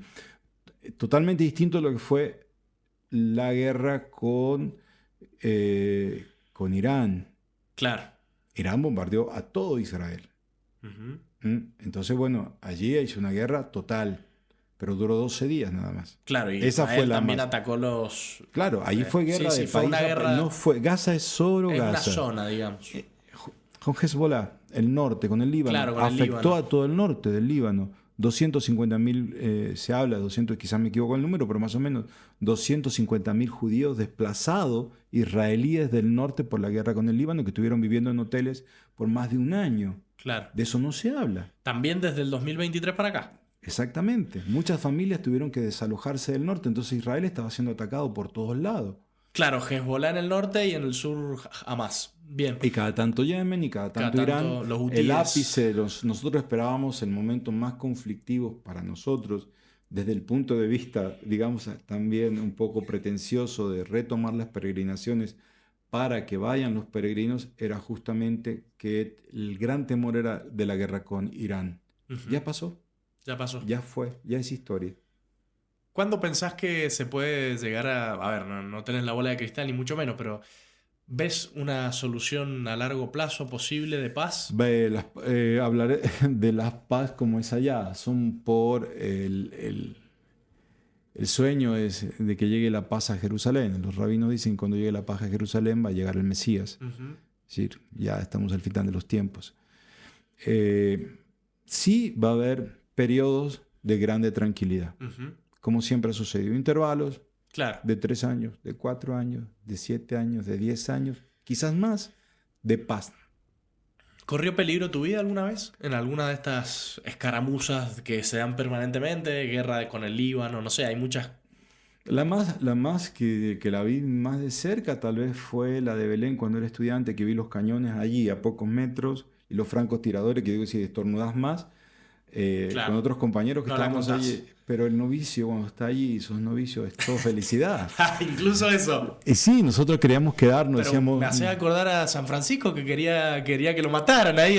Y cuando uno apenas entra al seminario, que son los primeros votos que haces, que vas a hacer los votos y qué sé yo, no tenés miedo. No tenés miedo. De hecho, el 7 de octubre yo tenía viaje, estaba acá en Argentina, teníamos que llevar un grupo de Argentina que salía el 23 de octubre para Tierra Santa, y yo estaba acá, en la guerra. Y tenía el pasaje para regresar, el 8 de octubre. Y todos me dicen, no vas a volver. Y voy a Ezeiza, digo, yo vuelvo. Era mi desesperación volver para estar con mis hermanos, para estar con la gente, para estar en mi custodia de Tierra Santa. Como dice, estar allí. Sí. Pero y luego en esa misma fecha, digamos. El 8. Había iniciado el 7, nadie sabía en qué estaba sucediendo, todos hablaban de un grande shock, las noticias eran confundidas, y yo tenía el vuelo con Emirates el 8, llego al 6 y me dice, lo estamos buscando, ¿usted va a viajar? No sabemos si va a llegar, sí, digo, si no llego me pegaré la vuelta. Claro. Ya está, y llegué, cuando llego a Ben Gurión era todo vacío. Ben Gurión es en Tel Aviv. El aeropuerto internacional de Tel Aviv. Tel Aviv. Todo vacío, con carteles, todo preparado para una situación que era desconocida, porque hemos vivido muchas. Hay un tiro cada tanto, algunas cosas. Dicen que los franciscanos, no hay generación franciscana que no haya vivido una guerra. Yo llevo 8 ya. 8 guerras. 8, en 25 años. Miércoles. Entonces, veía todo distinto. Voy en el tren, no había nadie, un grande shock porque no saben lo que estaba sucediendo. Y bueno, estuve un mes allí, hasta el 1 de noviembre, que me tenía que volver a buscar la gente. Los grupos se suspendieron. Gracias a Dios, todas las empresas son muy buenas, devolvieron absolutamente todo con la que nosotros trabajamos. Pero estuve ahí. Claro. Yo digo, si no hubiese estado allí, no me lo perdonaba. Claro. Porque ser custodio de Tierra Santa no es el título de la autoridad máxima. Que vos preguntabas, ¿fuiste custodio? Estuve casi. Pero no es ese ser custodio. Ser custodio es estar allí. Hay un dicho en Tierra Santa. Cuando están las guerras, todos se van, los frailes no. Y nosotros sabemos que todos se van, pero los frailes no. Qué impresionante. No te puedo decir. No te puedo decir. No. Y tampoco te dan ganas por lo que estás diciendo. No, al contrario, justamente. no. Qué increíble. Y esto es una locura, porque encima tenés a, no sé, un hermano tuyo de la congregación que está, en este caso vas a ser vos, vas a estar en Belén, en Palestina. Después tenés muchos hermanos tuyos que están del otro lado, que están en Jerusalén. Tenés hermanos, no sé si al sur, cerca de Gaza, no tenemos. El convento de Gaza era un convento franciscano hasta la creación del patriarcado de Jerusalén, porque no había obispo. Hasta el 1857 no había obispo. La máxima autoridad de Tierra Santa era el custodio de Tierra Santa. Y por eso vuelve un custodio que usa mitria, cuando un fraile no usa mitria porque no es obispo, y usan las insignias papales, justamente para celebrar y porque den algunos privilegios pontificios para representar a la iglesia. Bueno, se crea el patriarcado, y cuando se crea el patriarcado, muchos conventos, comunidades que no eran santuarios, van a pasar al patriarcado para que tenga su lugar de trabajo, y Gaza va a pasar al patriarcado, y de ese momento va a ser territorio y propiedad del patriarcado de Jerusalén, de la diócesis. Sí, la diócesis de Jerusalén. Sí. Y hoy día está padre Gabriel Romanelli. Ellos van a entrar, creo que en el 2014, van a tomar, si no me equivoco, 12 o 14, no me recuerdo bien. Los padres del Oro Encarnado van a tomar el servicio pastoral allí, van a estar allí. Por ejemplo, Gabriel empieza la guerra, estaba afuera, eran nuestros profesores. ¿Lo conoces? Sí, fueron profesores nuestros. Y Gabriel... que es este cura que el Papa Francisco llamaba todos los días Romanelli, en sus últimas semanas. Exactamente. Estaba afuera porque tiene una enfermedad y hizo de todo para entrar otra vez. ¿Y cómo se vivió esto de que hace un mes bombardearon sin querer, aparentemente, Israel bombardeó la parroquia, ¿o no? Sí, son las cosas que pasan en una guerra. Por más dirección que tenga, puede suceder. Y sucedió en la guerra. No es un jueguito de video. Qué tremendo. Sí. Y ahí estás llamado a hacer nada, voz que clama por la paz con todos. No, están las autoridades, porque también hay quien habla, ¿no? Hay todo un modo de hablar a nivel de autoridad. Es el patriarca, que es el pastor de la iglesia de Jerusalén, que habla cuando tocan a su grey, que habla oficialmente porque es el responsable. Estamos en la iglesia, es el obispo del lugar que habla, y él da sus declaraciones. Después, conjuntamente, está la Asamblea de los Ordinarios de Tierra Santa, donde pronuncian también sus distintas declaraciones, y después, con el diálogo que existe con las otras iglesias católicas, ortodoxas, hacen declaraciones conjuntas. O sea que nuevamente la tarea del franciscano es no hablar, sino predicar con el ejemplo. Claro, en este caso le toca a Pier Battista, que es franciscano. Ah, es franciscano, tenés razón. Bueno, pero justo se le da... Claro, justo se le da en un momento importante de la historia, ¿no? Y entonces, bueno, cuando toca hablar, lo va a hacer el custodio también, que es la máxima autoridad para los lugares santos y la plena jurisdicción sobre los santuarios, y también hace sus declaraciones. Entonces está todo ya ha visto cómo hacer. Nosotros, ¿cuándo predicamos sobre esto? En estos momentos, que son tertulias, que es más a la mano, que no son tan oficiales, Sí, sí. que donde está la posibilidad de hablar sin ofender a nadie. Claro. ¿Por qué? Porque una cosa que a nosotros toca hablar de la vida cotidiana es este intercambio de las grandes amistades que hemos forjado. Cuando empezó la guerra, para mí eran mis amigos israelíes de las empresas, los guías que conozco de Israel, que conocemos, muchos de ellos argentinos, personas del mundo judío, rabinos amigos. Rabino Aarón, por ejemplo, lo primero que fue escribirle una carta al rabino y decirle qué pasó, o los musulmanes, familias musulmanas que viven con nosotros, que les conocemos, que tenemos amistad. Entonces, cuando nosotros nos dicen todo es así, no, todo no es así. Hay un mundo de diálogo que es el de las piedras vivas, de la vida cotidiana, el diálogo que nosotros llamamos los frailes, que no se conoce, pero se tiene que conocer. Y dentro de lo que es como para ir cerrando este tema, dentro de lo que es la etnia árabe palestina, si querés. Bueno, hay que hacer muchas precisiones ahí también, porque tenés árabes palestinos, cristianos, Sí. árabes palestinos, musulmanes, lógicamente, deben Sí. ser la mayoría. No sé si hay árabes palestinos de nacionalidad palestina que sean judíos, supongo que No. es como que ya No. todos se han hecho israelíes. Sí. Pero dentro de los mismos palestinos es como que no es que son todos musulmanes. No, por eso vos tenés que ver esto. En los distintos lugares, más o menos al Medio Oriente, vos vas a tener la población árabe que viene identificada con el Islam, de religión islámica. Y no, hay árabes que son también cristianos. Los maronitas, ni hablar, ¿no? Exactamente. En el Líbano. Ellos te van a decir que son fenicios. No se van a considerar árabes. Hablan árabe, pero son descendientes Nosotros decimos turco a todos los árabes. Sí, claro. Exactamente. Vos tenés cara de turco. Claro, pero los turcos no son árabes. Claro. Es su cultura y raza totalmente distinta, diferente. idioma distinto, pero los aúna la religión, que es el Islam. Pasa como en nuestro mundo católico. Exacto. Exactamente. Franceses, alemanes, en su momento todos cristianos, ahora ya no tanto. Pero... En el mundo judío vamos a encontrar israelíes de religión judía, israelíes de religión y de cultura árabe y de religión musulmana, e israelíes árabes cristianos e israelíes que son cristianos, minoría de la minoría, pero los vamos a encontrar. O sea que hay israelíes que viven en Jerusalén, que son israelíes de nacionalidad, pero practican el Islam. ¿Sí? Mirá. Árabes. De cultura, árabe. de raza, y musulmanes, pero nacionalidad israelí, sobre todo en el norte de Israel. Esto es en el norte. Claro, porque todos los que viven en Jerusalén, en esta distribución de barrios, todos tienen la nacionalidad. Depende, el todo hay que decir una parte. Claro, todos y nunca me parece que son palabras que no hay que en decir. Medio Oriente no. Exactamente. Nosotros tenemos que decir dónde, cuándo, en qué situación. Claro. Y específicamente en qué lugar. Claro. Del dónde, ¿no? Es un poco distinto en Israel, que es todo gobernado por Israel, donde hay muchísimo israelí árabe, musulmán y árabe cristiano, pero tienen su pasaporte israelí. Claro. Y que hoy están en el ejército de Israel, peleando contra Gaza, que eso no se sabe. Que muchos beduinos, algunos beduinos, mientras fue el 7 de octubre, fueron desesperados a cargar sus autobuses con gente israelí para salvarle la vida.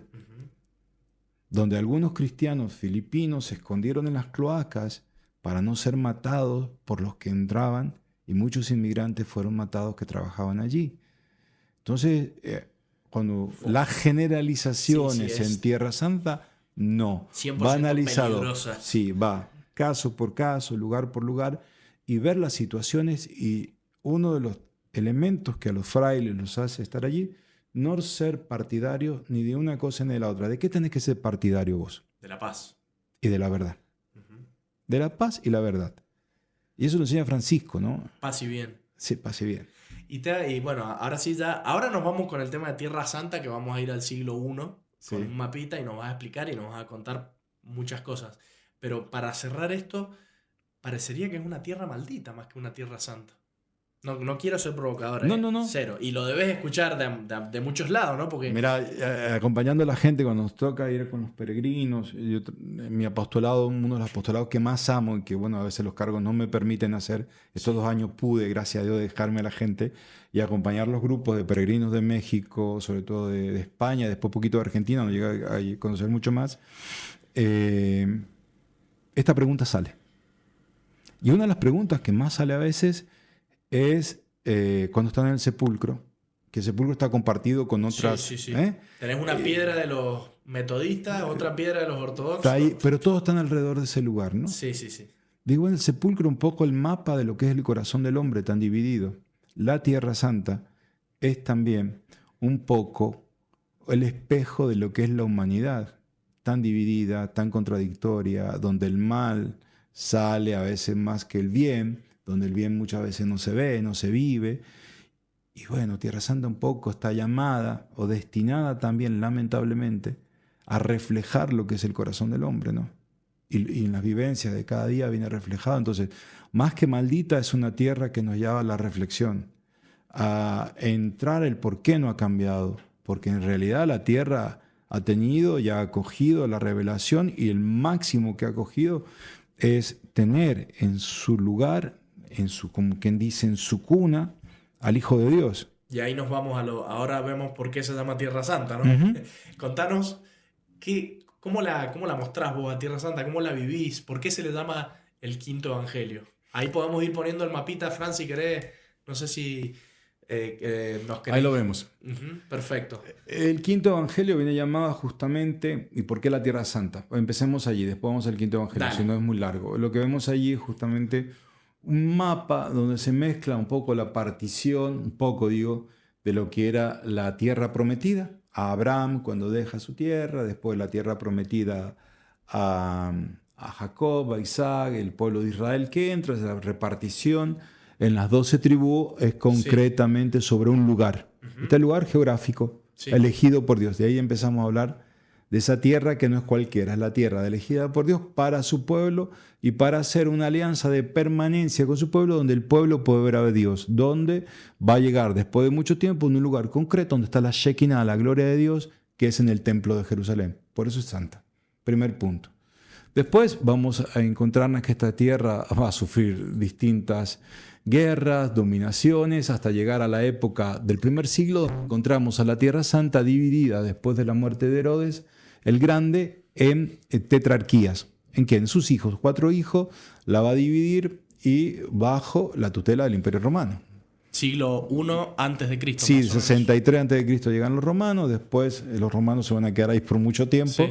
Y van a tener un rey que surge, que no es judío, entre todas las cosas es de Idumea, pero se casa con una judía y se hace con el poder. Galileo, en definitiva. No, del sur.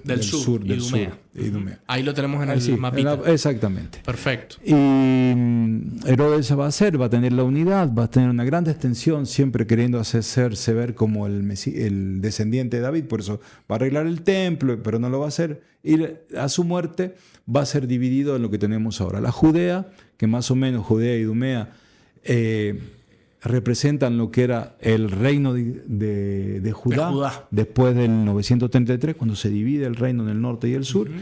Y en la parte de Galilea, Decápolis, Traconite, de Betania y Turea, y parte de la Fenicia, con la Perea, tendremos lo que sería y la Samaria, lo que sería el reino del norte, el reino de Israel.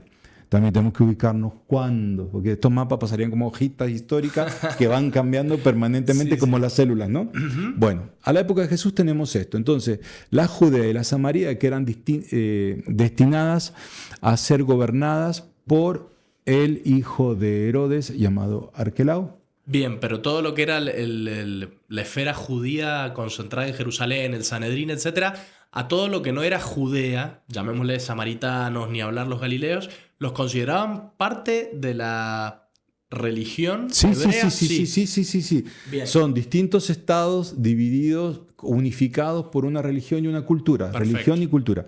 Lo que pasa es que dividen a los reinos más pequeños en los hijos. Entonces, a un hijo, que es importante, Arquelao, va a quedar a reinar Judea y Samaria. La Galilea la vamos a tener con Herodes Antipas, que va a ser el Herodes de Jesús.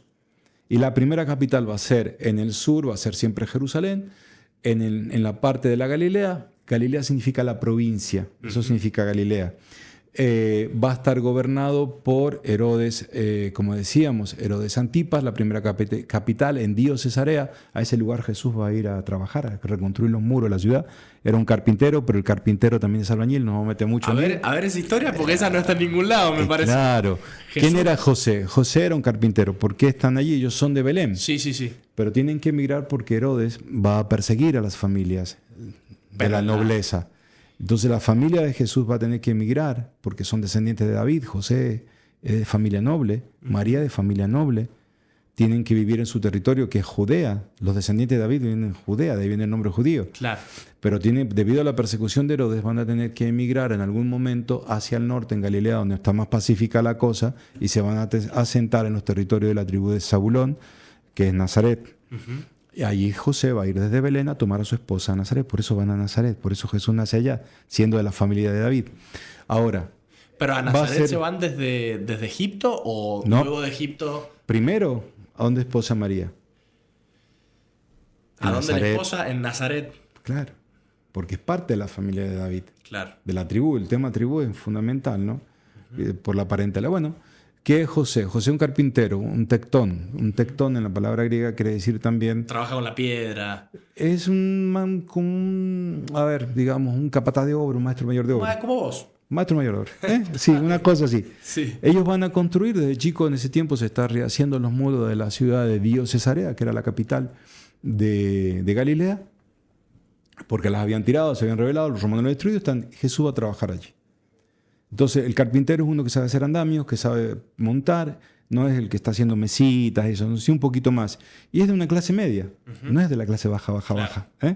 Después Herodes va a cambiar la capital a Tiberíades en el año 18 de nuestra era. Entonces, ¿qué es eso que se ve como Mar de Galilea? Exactamente. Allí va a cambiar la capital y Jesús vamos a encontrar que habla siempre en los evangelios de Tiberíades, de Herodes, cuando le preguntan, María Magdalena estaba enfrente, Cafarnaúm estaba enfrente y se ve hasta el día de hoy donde era la capital. No sé si ahí, claro, ahí se ve Cafarnaúm. Sí. Después... Tiberíades se ve más hacia abajo, del lado este. Del otro lado vamos a encontrar la Decápolis. La Decápolis era el territorio de 10 ciudades o colonias romanas independientes, pertenecientes directamente al imperio, ciudades paganas que no eran judías. Paganas. Paganas, exactamente. Y vamos a tener alguno que otro relato evangélico de la Decápolis, que es el Geraseno. El endemoniado de Geraseno. Que se tira con los cerdos al lago de Galilea, del lado este. ¿Por qué del lado este? Hay cerdos. Y porque del otro lado son paganos, comen cerdo. Del lado judío, no. Claro. Y esto los evangelistas lo relatan justamente. Empezás a ver cómo la Tierra Santa te empieza a ubicar. Parece que te aporta muchas cosas al evangelio que el evangelio no dice. Ahí está el quinto evangelio. Claro, ahí está. Por eso estoy diciéndote todo esto. Bien. Porque allí el quinto evangelio empieza a hablar. Es la página de la historia de la salvación escrita por Dios, con la historia, en un lugar concreto del globo terráqueo. No en la Luna, no en Marte, no sabemos en otro lado. No en un papiro. No, en la Tierra. Por eso es el quinto evangelio, porque el peregrino valle. ¿De dónde viene el nombre? De los padres de la iglesia. No es un nombre moderno, es un nombre que los padres de la iglesia la van a llamar el quinto evangelio porque te habla y te hace hacer una cosa que la Biblia no te da. La Biblia, tu imaginación vuela. Contemplás, haces la lección divina, la composición del lugar de San Ignacio por los jesuitas. Sí. Y la Tierra Santa un poco te arruina todo eso porque ya te da la posibilidad de haber tocado con tus manos. Porque claro, te arruina, pero en realidad te da mucho más. Pero te dice, el lago es ese, ¿no? El lago es ese. El Calvario. Nosotros hacemos los Calvarios en las montañas siempre. Sí. Cuando vas al sepulcro, el Calvario no tiene más de 7 metros de altura. Claro, porque se fue construyendo la ciudad de arriba y ya quedó a nivel de la ciudad. Y no lo era. No lo Entonces te empieza a modificar. Belén, la gruta también, las casas de Nazaret como eran, las distancias como son, el sur que tiene más desierto, la Galilea te vas y ves todo fértil, porque por ahí pasa la media luna fértil Me estoy acordando de un pasaje que capaz que me lo puedes explicar ahora. Cambia nuestra suerte como los torrentes del Negev. No sé si se ve abajo. Ahí. ¿Por qué? ¿Por qué los torrentes del Negev? El Negev, nosotros somos de Mendoza. Mendocinos, ¿Qué pasa con el Sajón de los Ciruelos? ¿Qué pasa con papagayos cuando llueve? Y sirven de canales aluvionales, digamos. Los torrentes del Negev son ese. Así. Es un desierto que cada tanto... ¡puf! Cuando llueve, cambia y arrasa con lo que encuentras en el desierto. Un mendocino lo entiende muy bien. ¿Entendés? ¿Y eso es al sur de...? Al sur. El Negev es hacia el sur. Todo lo que es prácticamente un poco más hacia abajo de lo que vemos la Idumea, ahí lo tenemos. Todo eso es el desierto del Negev. O sea que... Claro, leer la escritura, la Biblia con esto en la cabeza, no, pero te perdés quizás una parte importante del contenido. Si lees eso de los torrentes del Negev y no tenés idea a qué se refiere, te quedás capaz en, bueno, será una metáfora, una analogía de la época. Pero no, tiene un significado real, concreto, que es muy específico, que está al alcance hoy, lo puedes googlear, por supuesto, pero Sí. para quien lo vive ahí ya es Sí, otra cosa. sí, claro que sí. Cuando vos ves ahora, ya te ubiqué los lugares donde Jesús un poco vivió. Belén, la Judea, en la tribu de David, que es la tribu de Judá. Y Gaza, acá está, ves, que no entra en el mapa. ¿Por qué? En ese mapa que vemos. Porque ese era territorio que dependía de Egipto, a la jurisdicción egipcia. Cuando Jesús va a Egipto, los biblistas y los históricos dicen que no va, me sienten los coptos y me matan, porque los coptos... Los coptos deben tener 1000 lugares donde Exactamente, en Jesús estuvo. Egipto, sí. A la orilla del Nilo, los coptos, los cristianos coptos tienen santuarios de la Sagrada Familia por todos lados, pero en realidad nos dicen los biblistas que si llegó a Gaza, allí se refugió para estar fuera de los territorios y la jurisdicción de Herodes y después de su hijo Arquelao. Por eso, cuando muere Herodes, dice, en ángel le dice en sueño a José, mira que está Arquelao reinando acá, no volvás. ¿A dónde? A donde tienes que vivir, porque él tiene que vivir ¿dónde? Nazaret. No, en Belén. Son oriundos de Belén porque es el rey.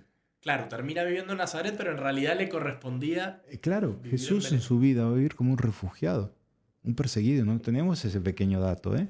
Migrante sería una palabra también. Inmigrante, no cualquiera, porque es de una familia políticamente llamada a que quizás de él tenía que salir el verdadero rey de Israel. O sea, por esta cuestión de casta, linaje, podría decir, o de linaje, él le correspondía vivir en Belén. Claro, por eso el ángel dice, no vuelvas. ¿A dónde iba? Nunca se preguntaron por qué el ángel le dice a José, no vuelvas, vete por el otro lado. Se van a ir por el desierto y van a tomar camino hacia la Galilea, va a vivir allá. Uh-huh. Y justamente porque es del linaje real, es de casa real. Jesús no nace en una familia cualquiera. Claro. Nace en una familia del linaje real. Qué loco. Qué loco. Eso te lo habla la Tierra Santa. Claro, eso uno por ahí aprende esto, ¿viste? Como vos decías recién. Bueno, lo perseguí Herodes, se fue a Egipto, ahí uno se lo imagina en el Cairo, a Jesús básicamente. Bueno, viendo las pirámides. Donde estaba no era el Cairo, era las ciudades principales. De Alejandría, claro, Alejandría, las grandes exactamente, ciudades, en las pirámides, pongámosle. Y en realidad vos nos decís que probablemente nunca llegó tan lejos y curiosamente quizás llegó a Gaza. Claro, por eso la parroquia de Gaza, ¿cómo se llama? La parroquia de la Sagrada Familia. Ajá, qué impresionante. Uno de los lugares más posibles que haya estado. Qué loco, che. Cuando vas en Tierra Santa encontrás calles de la época romana, sobre todo la Vía Maris, allí al lado del lago, y cuando los peregrinos les toquen este lugar. A ver, ahí nos volvieron a poner justo. Sí, ahí no se ve mucho, pero en lo que sería alrededor del lago, sí. Estaban las vías que transitaban, esas vías, esas rutas que nos habla el Evangelio de Mateo, cuando nos habla de Jesús de Nazaret, va al lago, dice, camino del mal, tribu de Zabulón y Neftalí. ¿Por qué lo dice? Porque justamente el lago pertenece a Neftalí, Zabulón pertenece al lugar donde nace Jesús, Nazaret, y la vía Maris, camino del mar. Era una vía romana, antigua, donde pasaban por ahí las caravanas y pasaban por la ciudad de Cafarnaúm, por ejemplo, y pasaba en la ciudad, hemos encontrado una piedra millar en Cafarnaúm. En Mágdala se ve perfectamente, sea la parte de los padres legionarios o la parte de nuestra franciscana, un pedazo de la vía Maris perfecto. Y le digo a la gente, toquen aquí, porque aquí estuvo Jesús. La gente quiere saber. Cambiando toda mi forma de leer la Biblia, te agradezco. Pero claro, uno lee Camino del Mar y se imagina debe ser una expresión bonita, poética. No, es el camino de los romanos, las piedras están ahí. Sí, la vía que transitaban las caravanas. Claro, te y eso todo te cambia absolutamente todo. Qué impresionante. Cuando uno hace el pesebre, ya que estamos en Belén, donde voy a vivir, y la conozco muy bien, obviamente, porque ya he vivido. Uno prepara la cunita de Jesús, ¿no? En madera. El pesebre no era en madera, es una batea excavada en la roca donde le podían echar a los animales, sea el lugar para tomar agua, para comer. Y hay construcciones de la época que sabemos que los pesebres son así. Entonces, cuando te hacen una cunita toda de madera, busquen una piedra y pónganlo allí, y aparte un significado muy importante. O sea que, en definitiva... y entonces y la casa no había lugar donde nacer, para nacer. ¿Por qué no había lugar para nacer? Para que naciera Jesús. En México hacen las posadas, ¿no? Claro, la Sagrada Familia va casa por casa golpeando para que le abran. No, no fue así. Porque la Sagrada Familia tenía su familia. José tenía sus parientes, su gente allí en Belén. En Belén. Por eso tiene que ir allí. Por eso el Evangelio lo remarca, que va a Belén. ¿Por qué dice entonces que no había lugar para eso? Y porque María tiene que tener familia según la prescripción de la ley. En las mujeres, para tener familia, no puede tener familia. Contaminaban al resto de la... No había, en ese momento, de una aglomeración de personas, seguramente. La casa habrá sido muy humilde y no tenían el lugar, una habitación solo para María y quien atendía a María para el parto. ¿Y dónde lo van a llevar? A los animales. El lugar para que tenga allí. Muy práctica la cosa porque no había otro lugar. Claro. Entonces, otra vez, no es como nos imaginamos, que la Tierra Santa viene a poner realidades, hechos que vos podés ver. Pero es extraordinario porque en definitiva te está hablando de acontecimientos. El resto por ahí, bueno, no sé, lo pienso ahora con esto de Belén, y no había lugar para ellos en la posada. Y te imaginas esto que estábamos diciendo recién, que le tocaban la puerta y le decían, no te puedo recibir. Iban a un hotel. Exacto. Y decís, se me cae un poco esa escena. Pero en realidad, no. Es muy bonito, la verdad, es más linda, ¿no? Claro, y es el acontecimiento real, por otro lado. O sea, te está hablando de lo que efectivamente pasó. Sí. Vos manejás mucho de arqueología, me parece. Nosotros estudiamos arqueología, obviamente, y nos preparamos muchísimo. Viviendo en los lugares tenés dos elementos de la parte formativa.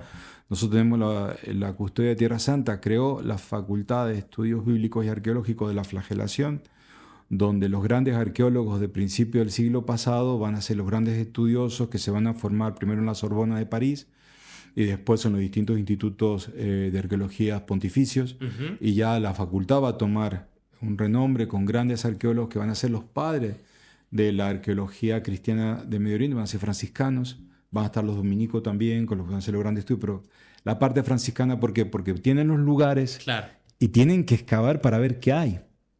Padre Lofreda, que apenas muerto hace un mes atrás, va a ser junto con otro padre, que aquellos que van a descubrir la casa de Pedro. Y nos van a, exactamente, y nos va a dar razones científicas de por qué. La ciencia nos va a decir, es probable, porque siempre es discutible, no es cerrada.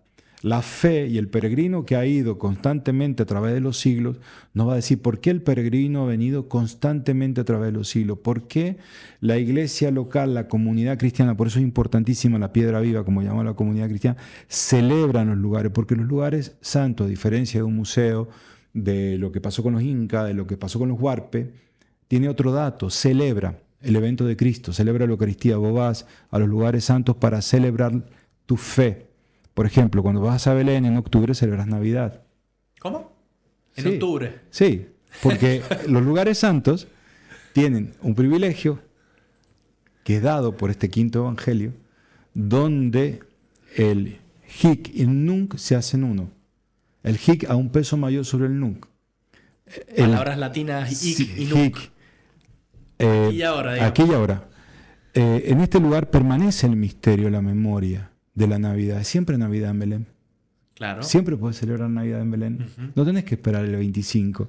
Y cuando, y una de las cosas que siempre decía, se me ponía la piel de gallina cuando era maestro de celebraciones litúrgicas, digo, el mundo está mirando a este lugar. Nosotros estamos poniendo al niño Jesús sobre la estrella, que es el lugar que, digamos, establecido como nació. No nació allí, pero nació un metro más allá, un metro más aquí. ¿Qué importa? Es allí, en esta área, en esta gruta, en este espacio. Bueno, lo pones ahí la noche de Navidad y nosotros decimos, hic natus est salvator mundi. Aquí murió. Bueno, eso es algo muy loco. Siempre lo pienso, también cuando uno puede ir a otros lugares, no sé, a Europa, por ejemplo, que uno visita tantos lugares, estando tan lejos acá, en un ignoto país del Cono Sur, uno siente que lo separan, además de 2000 años, te separan 10.000, 15.000 kilómetros. Lo loco de estar ahí es lo que vos decís. Aquí. O sea, aquí. O sea que solamente ya te separa el tiempo. Claro. El espacio estás ahí. Cuando estás celebrando Navidad o estás mirando al pesebre y nos decimos, en esta noche santa cantamos, ¿no? Es lo mismo que en Pascua, en este día santo. El tiempo, que decir, la coordenada del tiempo nos une a todos, ¿no? Empezamos con la matemática. Nos une esta dimensión del tiempo que siempre se repite en la liturgia y que la liturgia nos hace revivir el hecho. En Tierra Santa tiene un valor doble, dos dimensiones.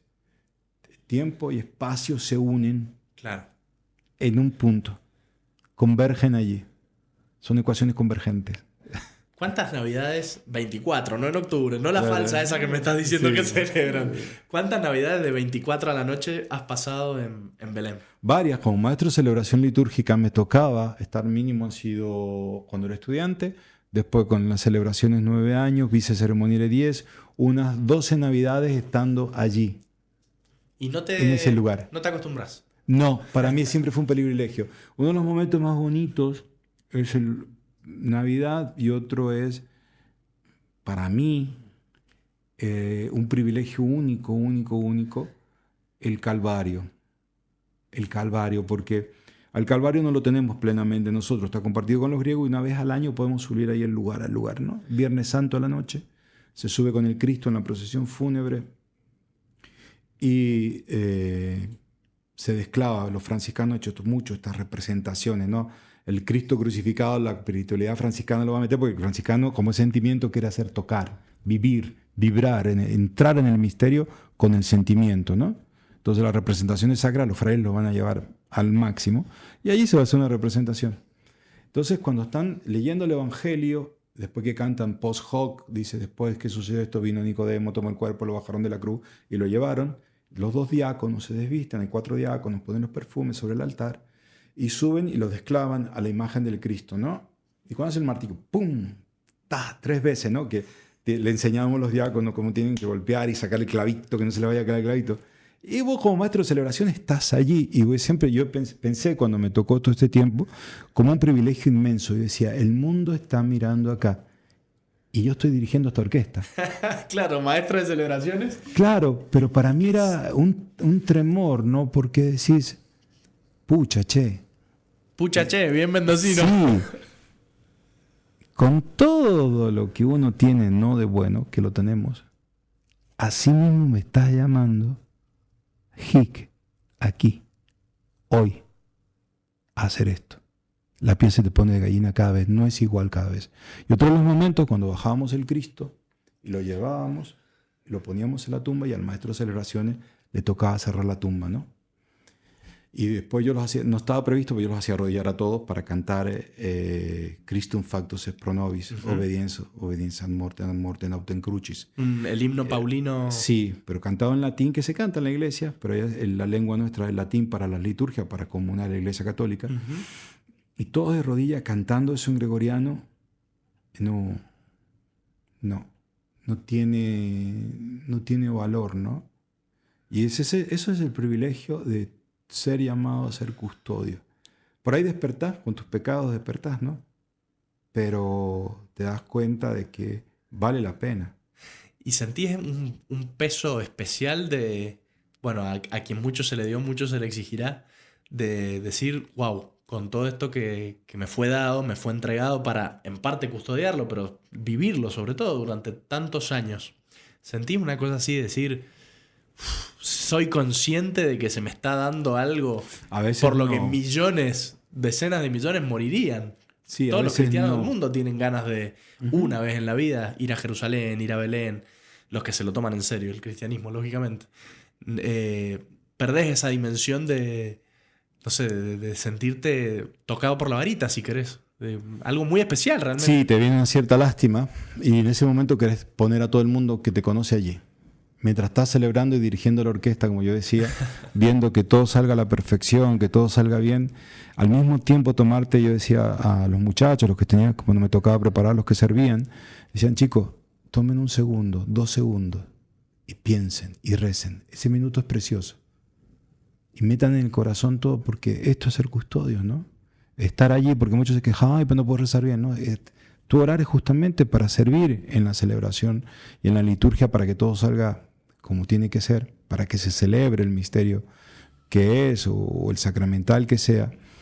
Pero tomate 1 minuto, 1 segundo y pon en tu corazón a todos aquellos y al mundo entero que quisiera estar acá. Eso, llevar a la gente allí, llevarlos a todos. No solo un privilegio para vos, sino pensarte puente, ¿no? Para llevar a todos a ese. Porque muchos me dicen, pero padre, o mis hermanos me decían, volvete, que está entre medio de las bombas ahí, que querés estar, podés volver.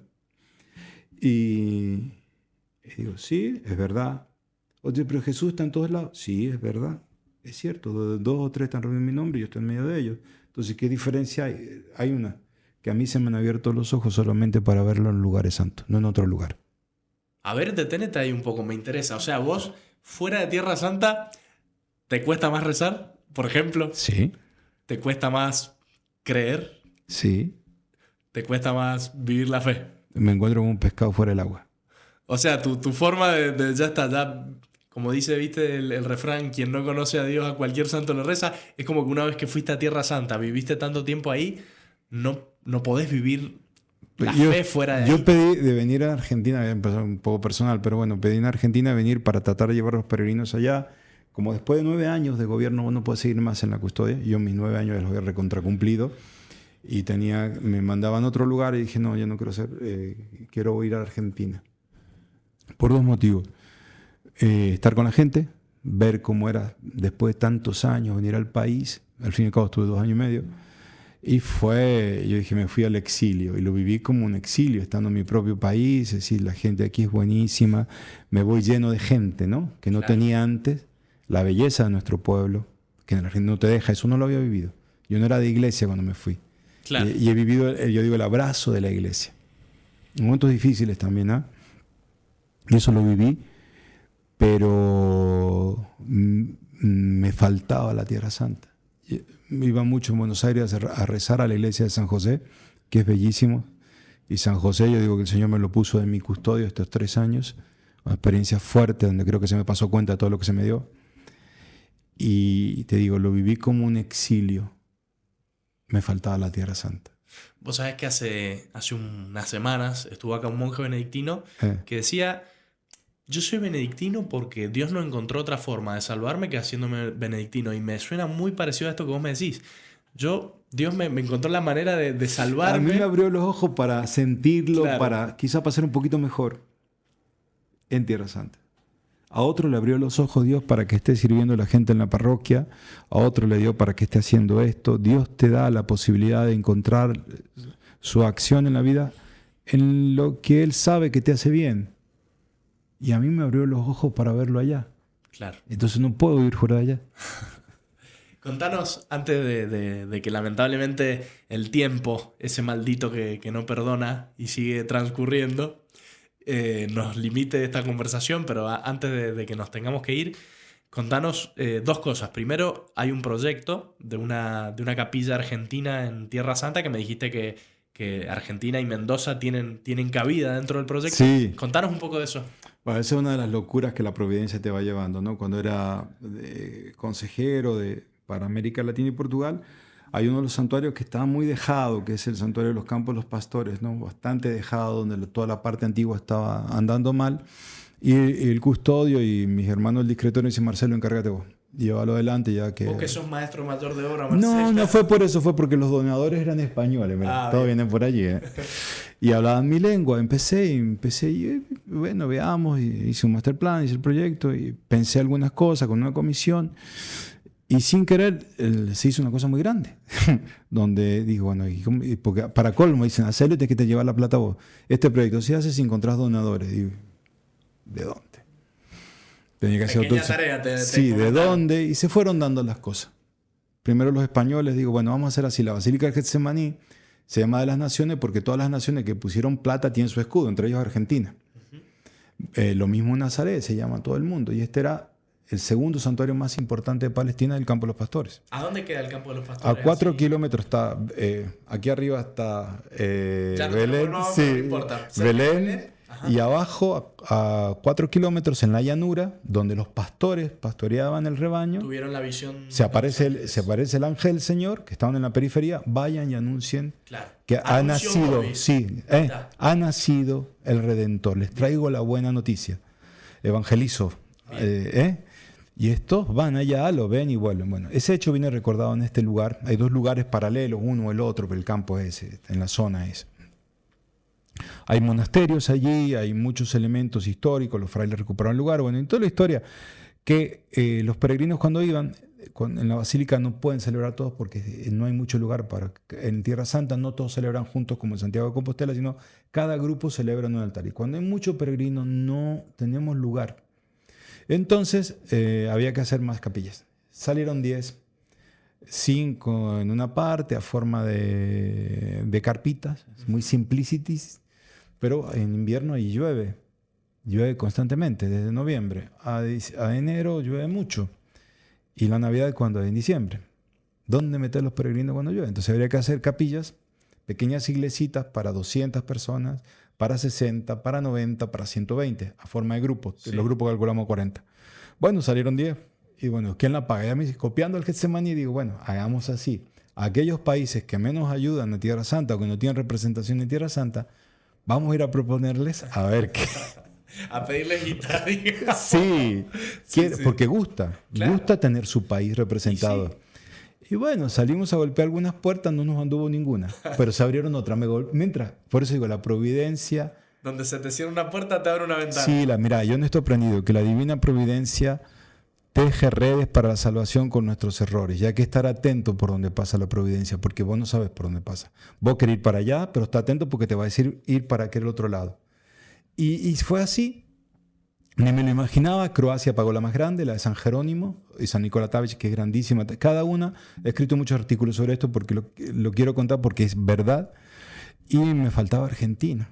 Yo quería mi país, digo, estoy haciendo para Croacia, Portugal, México, España, 2 españolas, Italia, Francia y Argentina. Y Argentina, la situación de Argentina, ¿cómo? Sí. Fue difícil. Y a través de la providencia hizo su juego. ¿Terminaste consiguiendo donación del gobierno o no, privados? Del gobierno no, nada. Yo quería llegar a la selección de fútbol, porque digo, de los argentinos que pueden pagar. Y cuando vi que salimos campeones, yo llegué acá justamente 2 días antes del Mundial, que salimos campeones, y vi que iban a Luján a ofrecer a la Virgen. Dije, bueno, capaz que le pongo 3 estrellitas a la Virgen abajo. Y traté de llegar a los jugadores, lo que salía, no sé, intentamos con mis sobrinos, con los jóvenes, llegar a escribir por acá, sí. No llegamos a ninguno. Bien. Llegamos cerca, pero nunca tuvimos respuesta. Pero la providencia fue hablando distinto. Y conseguimos el donador, hemos cerrado el viernes pasado. Hace 10 días, sí. Después de 3 años. ¿En parte a eso viniste también? Sí, bien. Sí, vine a eso. Una de las cosas que vine a eso, digo, bueno, San José de Flores creo que ha sido quien ha ido llevando todo. El encomendero. O sea que ya está todo el dinero. Para la capilla, sí. Para la capilla. Sí, está. Pero salió después en el camino, mientras vas haciendo camino, la providencia me fue llevando a Mendoza, unos artistas de aquí nomás, de Guaymallén, Estera Gioja y Andrés Molina, porque yo quería hacer un mosaico donde hablara de los pastores de hoy, de la periferia. ¿Y quién son los pastores? De las familias que vienen perseguidas. Podía ser tener una familia y constituir una familia. El mundo te dice que no. Además, los pastores de aquel tiempo eran desechados por el mundo porque no cumplían, eran la periferia del mundo. Y Papa Francisco inspiró mucho esto, ¿no? Del evangelio de la periferia. Entonces había pensado una obra, como yo no pinto, yo no diseño, pero como buen ingeniero o de almas manda. Sí. Y encontré la gente, porque yo había pensado que esto quería hacerlo llegar a Papa Francisco para que lo bendijera, dado que estaba pensado en él.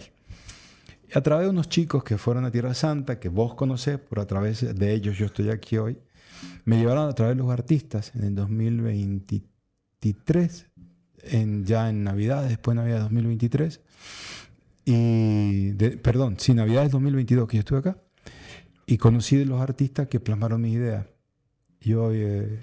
Ellos al mismo tiempo habían sido los que han hecho los vitrales de Lourdes del Chayao. Mi vocación, por decirlo, mi cristianismo va a ser fundado a través de Lourdes del Chayao. Mi vocación van a salir a través de la vocación de Radio Claret, que estaba salida de radio de Lourdes del Chayao, y las cosas empiezan a encajar. Estos artistas, esa imagen después fue llevada a Papa Francisco.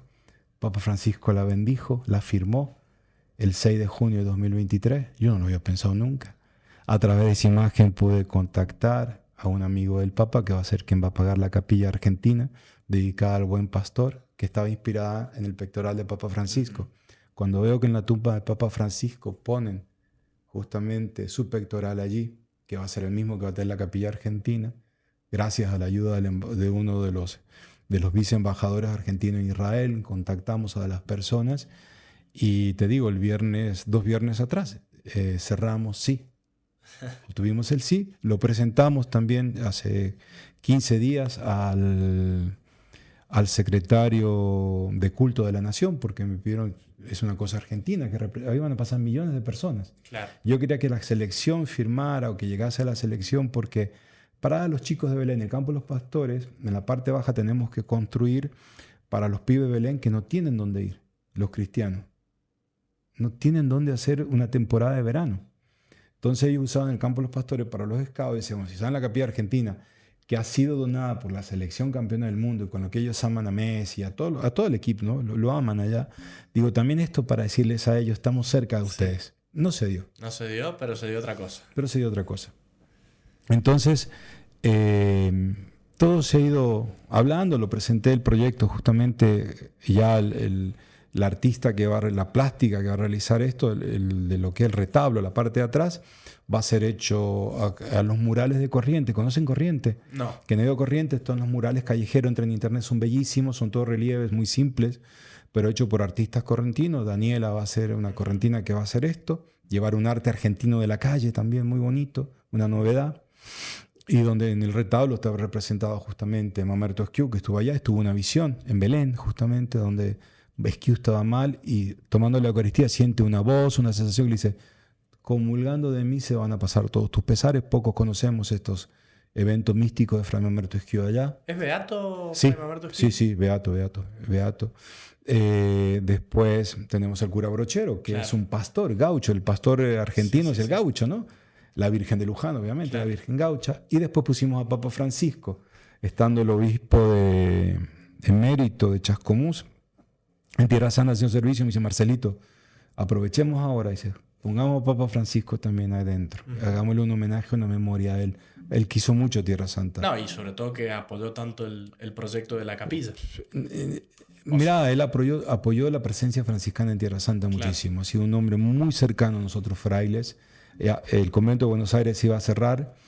Pier Batista iba a cerrarlo en el 2004. Él era ya obispo de Buenos Aires y viene Pier Batista, que hoy es el cardenal, patriarca de Jerusalén. Allí se conocen justamente porque quería cerrar el convento de la Comisaría de Tierra Santa, la única dependiente de la Tierra Santa en toda América Latina, y Cardenal Belgorio dice, no, los frailes de Tierra Santa de Argentina no se van, porque en Argentina hay una cultura de Tierra Santa en la piedad popular muy arraigada. Claro, existió el famoso Tierra Santa al lado de Aeroparque. Sí, muchas cosas. Santos Lugares, se llama Santos Lugares porque ahí estaba el convento de Tierra Santa. Claro. Y entonces el Papa no permite no cerrar, entonces ha habido mucha conexión. Y claro, yo lo quería hacer también. Me tocó estar con el Papa cuando vino a Tierra Santa, hacer el maestro de celebraciones. Tuvimos algunos intercambios. Bueno, honorar a un argentino que para nada fue Papa, llamado Francisco, y que ayudó tanto a la Tierra Santa. Estuvo muy cercano a nosotros. Y se dio. Tanto es que, hablando de la guerra del 7 de octubre, ya habíamos hecho un encuentro para una cosa más pequeña, el día de San Francisco de 2023. Primer encuentro con el donador. Me dicen, deme una cuenta bancaria, padre, para que le paso la donación. Le dije, no, esperemos, porque tenemos que hacer retablo, quiero que usted lo apruebe. ¿Qué pasó? 3 días después empezó la guerra. Claro. Y fue como, se frenó todo. Era una cosa, y era como decir, no, eso no va a ser. Ahora va a ser una cosa más grande que para mí parecía, para nuestro país, imposible. Yo lo veía imposible. ¿Cuántos metros cuadrados estamos hablando así? No es muy grande. Tiene capacidad para 60 personas. 60 personas. 60 personas. Sí, tiene capacidad para 60 personas. Lo que pasa es que allá la construcción es muy cara y quien financia una capilla no es solamente que el país que pagaba una capilla paga la financiación de parte de todo lo que es un santuario muy grande. Un espacio común. Claro, ¿quién me va a pagar la electricidad de la luz común, el cable, el agua, que es carísimo allá? Construir es muy caro. Entonces, pero se encontró. Y de Mendoza salió un mosaico, que el mosaico ya estuvimos viendo los otros días, ya encontré algún que otro donador, ese no tengo los donadores todavía, pero, y el mosaico, y mi idea era que representara a Mendoza. Digo, madre de Dios, va a ser hecha por mendocinos. Montañas, viñas, todo lo que haya en Medio Oriente. Está puesto. ¿Está puesto? Sí, se pone viñas y montañas, la guarda, todo. Y sí, clásico. le dije, a mí me ponen, le digo a los artistas. Una tortita frita también. Sí, le digo, me ponen algo que identifique Mendoza, y iba a estar puesto el escudo de la provincia allí. Bueno, estas cosas se las presenté al secretario de Culto de la Nación. Le gustó mucho los dos proyectos y dijo, voy a tratar de que sean declarado de interés nacional. Interés cultural nacional. Y a mí fue una grande alegría porque nunca pensaste a las puertas que ya mi viaje va. Justamente voy a Belén para terminar la obra. Claro. Mis superiores han dicho, tenés que venir y terminar esto, que ya has iniciado. Y bueno, son los juegos de Dios. Fray Marcelo, muchas gracias. Queda pendiente para la próxima vez que venga. Capaz que venís el año que viene. Cada un año venís. Cada un año. Nos queda hablar de tu faceta de amante de la matemática. Sí. Compartimos mucho. Ingeniero civil prácticamente, como yo. Faltó un año. Bueno, pero te lo vamos a perdonar porque te fuiste a Tierra Santa a ser franciscano. Así que ingeniero civil como yo, amante de la matemática como yo. Exactamente, yo sigo viendo matemática. Nos queda hablar un montón, me encantó el tema ese que disparaste del franciscano como la espiritualidad del sentimiento, de lo que necesita tocar y ver, versus lo más intelectual de por ahí la escuela dominica. Me parece que es un tema re interesante. Sí, son las dos grandes escuelas que la escuela franciscana... Aristóteles y San Agustín, digamos. Sí, con Papa Benedicto se volvió a... Así que nos tenemos que meter por ahí también. Sí, está bien, con gusto. Pero te agradezco un montón que hayas venido.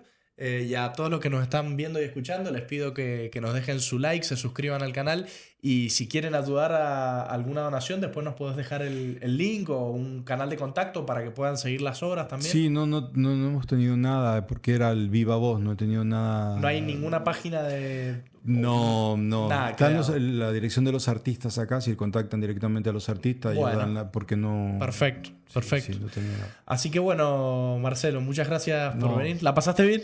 Muy bien, muchísimas gracias. ¿La seguimos? Sí, la seguimos la próxima. Dale. Hay mucho y bueno, o sea, a todos aquellos que va a llegar esto, lo esperamos en Tierra Santa. Cuando la situación lo dé posible, yo sé que quedaron muchos peregrinos que estábamos organizando para salir. Hay que contactar otra vez a la comisaría de Tierra Santa, a la empresa con la cual van a seguir viajando los frailes. Y bueno, si es acompañado por un franciscano, creo que entienden que es estar acompañado por uno que entiende el lugar santo, que entiende, y si son argentinos mejor también, o de la propia lengua, para poder entrar a eso. Es lo que digo yo cuando vas a Tierra Santa. Aquí la Virgencita llega a tu casa, se queda, o allá vas a la casa de la Virgen. Y entras dentro de la intimidad de la vida de Jesús, de María y de la Iglesia naciente. Gracias. Gracias, Marcelo. Gracias por todo. Nos vemos. Nos vemos, si Dios quiere.